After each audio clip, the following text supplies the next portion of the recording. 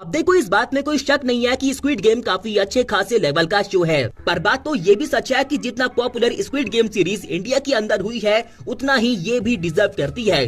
Alice इन Borderlands. अब इस show का पार्ट 1 हमें देखने को मिला था दिसंबर 2020 में एंड पार्ट 2 देखने को मिला है दिसंबर 2022 में, यानी कि पूरे 2 साल बाद। हालांकि इस केस में मैं लकी रहा क्योंकि मैंने इसके पार्ट 2 को देखने के लिए सिर्फ 1 घंटा ही वेट किया है। इस सीरीज के पार्ट 1 का एपिसोड 1 जिस पॉइंट पे एंड होता है तो वहाँ से इसे छोड़ने का बिल्कुल भी मन नहीं करता है। खासकर बात करें एपिसोड 3 की एंडिंग के बारे में तो वो झटका आपकी आंखों में आंसू लाके रख देगा। एंड इसीलिए आप में से जो कोई भी शो को देखने के लिए जा रहा है तो अपने सारे काम खत्म करके ही जाना, क्योंकि ये वो माल नहीं है जो कि आप 2 से 3 एपिसोड देख के छोड़ दोगे, पूरा देख के ही मानोगे पार्ट 2 के एंड तक। और क्योंकि इसके आगे हम पार्ट 2 की एंडिंग के बारे में बात करने वाले हैं तो इसीलिए मेक श्योर कि आपने पूरा शो अच्छे से कंप्लीट कर लिया हो। अब देखो, इस शो का पार्ट 2 मेनली फोकस करता है 3 लोग के ऊपर, अरिसु, ओसागी एंड गिशिया। साथ ही हमें वो गेम देखने को मिलती हैं जो कि फेस कार्ड्स के लेवल की हैं, क्योंकि ये गेम्स उनने बनाई हैं जो कि सारे गेम जीतकर अपनी मर्जी से यहाँ पे रुकी हैं,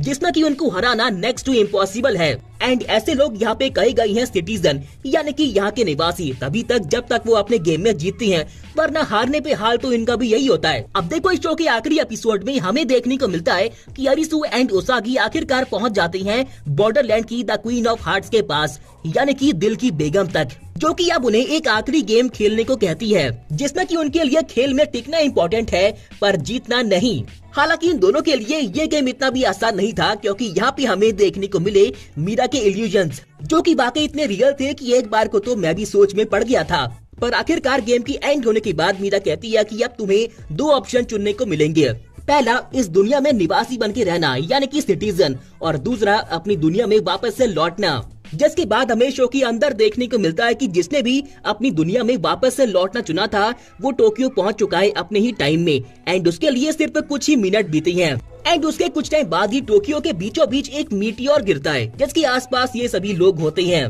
तो मे भी ऐसा हो सकता है कि बॉर्डरलैंड यानी कि वो जगह जहाँ पे ये गेम हो रहे थे, ये वो स्पेस हो जिसमें कि लोग नियर डेथ एक्सपीरियंस करते हो, यानी कि मौत के करीब होने का अनुभव करते हो, क्योंकि ये सभी लोग अपनी जिंदगी से नाखुश थे और ना ही कुछ मीनिंगफुल कर रहे थे। जिसके बाद गेम्स ने इन सभी को एक्सपीरियंस करवा दिया कि उन्हें अपनी दी गई जिंदगी की कदर करनी चाहिए और हर मोमेंट को एंजॉय करना चाहिए। यानी कि आसान भाषा में गेम्स ने इन सभी के लिए एक वेकअप कॉल का काम किया है। हालांकि ये थ्योरी कम्प्लीटली परफेक्ट नहीं है, क्योंकि पार्ट 2 की एंडिंग में हमें ये भी देखने को मिला था कि कुछ लोग अभी ऐसे भी हैं जो कि वहीं रुक गए एंड वहाँ के सिटीजन बन गए। यानी कि ऐसा कह सकते हैं कि शो का पार्ट 2 एक हैप्पी एंडिंग देने के साथ साथ कुछ सवाल भी छोड़ देता है।